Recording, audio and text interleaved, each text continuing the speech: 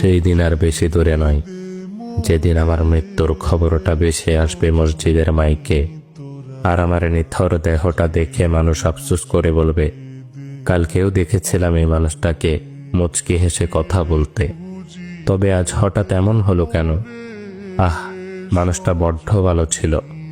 কারো কারো হয়তোবা চোখের কোণে অশ্রু জমবে, আবার কারো কারো চোখ থেকে হয়তোবা 2 ফোঁটা জলও গড়িয়ে পড়বে।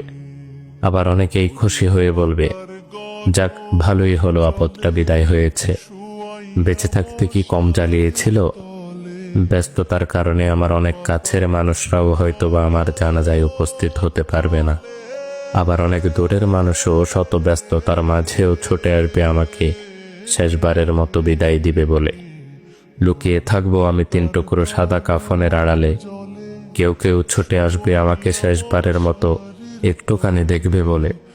আবার কেউ কেউ আমার মৃত্যুর সংবাদ শুনে দোয়া পড়াটাও প্রয়োজন বোধ মনে করবে না। সেই দিন আমার পাশে থাকা ছোট্টকাল থেকে আমায় আদর যত্নে বড় করে তোলা প্রিয় মানুষগুলো বলবে, লাশ বেশি সময় ধরে ঘরে রাখতে নেই, তাড়াতাড়ি নিয়ে চলো। দাফন কার্যে অত বেশি দেরি করতে নেই।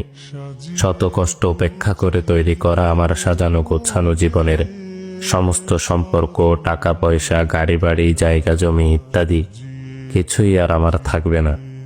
এমনকি দিন কয়েক পর হয়তোবা আমার অস্তিত্বটুকুও হারিয়ে যাবে মরুর ধূলিকণার মতো। তারপরও কেন জানি আমার অহংকার, সম্পদের লালসা, ক্ষমতার তৃষ্ণা ইত্যাদি যেন দিন দিন বেড়েই চলেছে। একদিন আমার মৃত্যু হবে, আর সবকিছুই ছেড়ে চলে যেতে হবে সেই অন্ধকার কবরে। এই কথা যেন জেনে বুঝেই ভুলে বসে থাকি এই মিথ্যে দুনিয়ার মিথ্যে মায়ার চাদরে নিজেকে জড়িয়ে রেখে।